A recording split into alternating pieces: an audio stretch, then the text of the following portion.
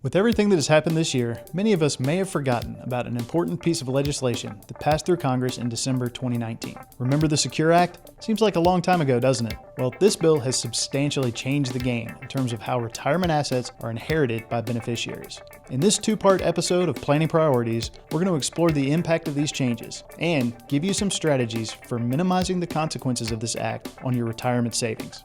I don't know about you, but I'm looking forward to diving into financial topics that aren't coronavirus related. My name is Casey Smith, Managing Associate with Henssler Financial. Thank you for joining us for another edition of Planning Priorities.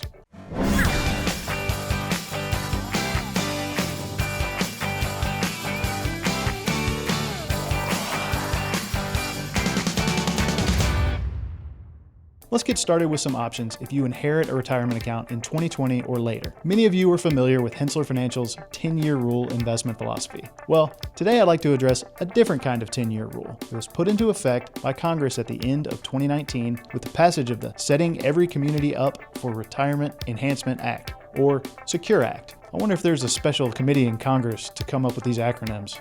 Anyway, this 10-year rule requires most non-spouse beneficiaries of retirement accounts to deplete the entire balance of their inherited account within 10 years after the death of the original account owner. Previously, most non-spouse beneficiaries could spread out or stretch those distributions over his or her remaining life expectancy. Let's look at an example. Let's assume you're 47 years old by the end of 2020, and your father passed away last year prior to the Secure Act, leaving you with a $1 million IRA account. The factor used to calculate your life expectancy based on the IRS single life expectancy table would have been 37, meaning you're able to spread the distributions from this account over 37 years. While these distributions are required every year, the tax bite is relatively manageable. Now, if your father passed away in 2020 or later, under the Secure Act, you're not required to distribute anything from the account on an annual basis, but you must fully deplete the account by the end of the 10th year following your father's death. So what do? First option is allow the account to grow tax deferred for as long as possible, until the end of the 10th year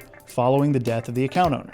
While the benefit to this strategy is tax-deferred growth over a longer period, the downside is a large lump sum distribution that could result in greater taxes paid in aggregate, as the total distribution may put you in a higher tax bracket. This option works best if the value of the inherited account is relatively small or if you're already in the highest tax bracket. The second option is to spread the distributions out ratably over the 11-year period between the year of death and the end of the 10th year following the death. This strategy makes it easier to plan, as the withdrawals should be relatively consistent and could work well depending on your other income. The final strategy, and one that involves a bit more planning, is one that works well especially for those beneficiaries who expect their income to be greatly reduced, perhaps from retirement, within the next 10 years. This involves strategically recognizing income from inherited retirement accounts in years where your income is lower, essentially filling in those lower tax brackets to take advantage of the lower rates. Given the nuances of these options, I strongly recommend consulting with your financial advisor to help you select the most efficient inherited retirement account withdrawal strategy for your specific situation.